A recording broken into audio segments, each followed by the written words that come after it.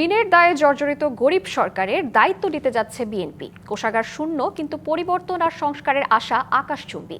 পরিস্থিতি এমন যেন দায়িত্ব নিয়ে শুরু করতে হবে নতুন সরকারকে। বিশ্লেষকরাও মনে করেন, ভঙ্গুর অর্থনীতি, বেকারত্ব, নাজুক আইন শৃঙ্খলা পরিস্থিতি, প্রতিবেশী দেশের সঙ্গে শীতল সম্পর্কের কঠিন পরিস্থিতি ছাপিয়ে সীমিত সম্পদে জনগণের অগুনতি আকাঙ্ক্ষা পূরণের চাপ নতুন সরকারের জন্য হবে বড় চ্যালেঞ্জ। এই মুহূর্তে বাংলাদেশের অবস্থা সর্বাঙ্গে ব্যথা, মলম দেব কোথা। গেল ১.৫ বছরে আর্থিক খাতে কাঙ্ক্ষিত সংস্কার হয়নি, বিমা খাত রয়ে গেছে আড়ালেই, আর পুঁজিবাজার আটকে গেছে জরিমানার চোরাবালিতে।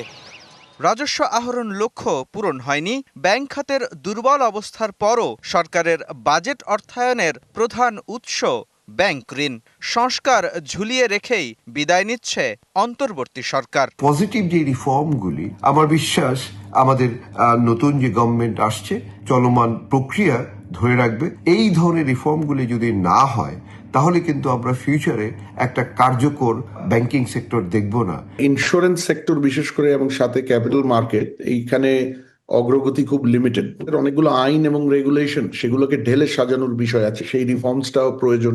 চলতি অর্থবছরের জুলাই সেপ্টেম্বরে জিডিপির প্রবৃদ্ধি হয়েছে 4.5% হারে। বিশ্ব ব্যাংকের তথ্য বলছে, অর্থনৈতিক মন্দায় বেড়েছে বেকারত্ব, কাজ না পাওয়ায় বেড়েছে দারিদ্র্যের হার, আর বিনিয়োগ সন্দেহাতীতভাবেই কমেছে। কালার এক্সপার্ট এবং মাইল্ড অন হ্যান্ডস টেকনোলজি সমৃদ্ধ অরিক্স অ্যাডভান্স ডিটারজেন্ট পাউডার আপনার laundry expert. Absolutely very very high. এটাকে অবশ্যই নামিয়ে আনতে হবে। মার্কেটে ফাইন্যান্সিয়াল সেক্টরের উপর যে কনফিডেন্সটা ফিরিয়ে আনতে হবে, এটার জন্য কাজ করতে হবে। সেখানে আপনার সুশাসনটাকে ফিরিয়ে আনা অতি জরুরি। গেল ১.৫ বছরে বদলে গেছে খোদ রাজধানীর সড়কের চিত্র।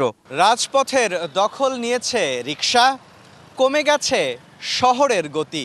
একই বিশৃঙ্খলা যেন রাষ্ট্রের প্রতিটি ক্ষেত্রে, যার দ্রুত উত্তরণ চান জনগণ।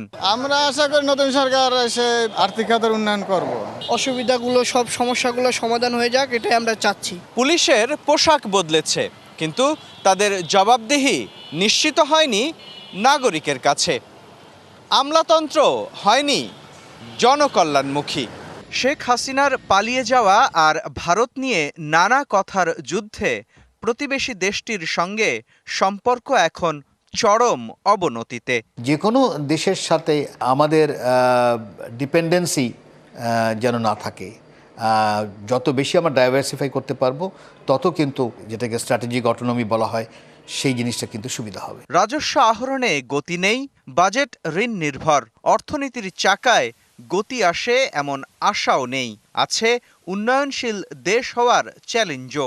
এসব উত্তরণের উপায় হিসেবে দূর করা যায়নি বাণিজ্যের বাধা, কমানো যায়নি ঘুষ, দুর্নীতি। ২ যুগ পর ভোট দিয়ে সরকার গঠনের সুযোগ পেয়েছে জনগণ, তাই নির্বাচিতদের কাছে প্রত্যাশাও অনেক। যেন দেশে চাঁদাবাজিটা বন্ধ হয় এবং রাস্তাঘাটে যে মেয়েরা যেন সেফ থাকে। নির্বাচিত সরকার হলে ব্যবসা বাণিজ্য সবকিছুর উন্নতি হবে এবং আমাদের অর্থনৈতিক অবস্থা সচল হবে।